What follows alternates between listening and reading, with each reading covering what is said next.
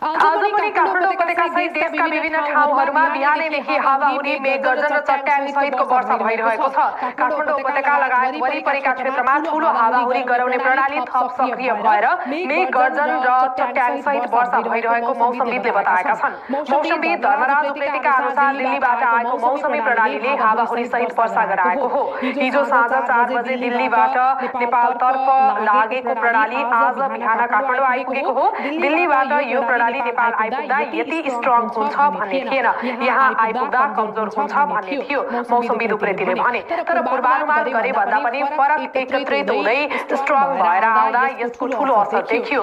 यस्तै आज बिहानैदेखि गण्डकी, लुम्बिनी, कर्णाली र बागमती प्रदेशमा पनि पानी परिरहेको जल तथा मौसम पूर्वानुमान महाशाखाले जनाएको छ। देशमा पश्चिमी वायु तथा स्थानीय वायुको प्रभाव र अरब सागरबाट भित्रिरहेको जलवाष्पयुक्त हावाको समेत प्रभाव थपिँदा विभिन्न ठाउँमा वर्षा भइरहेको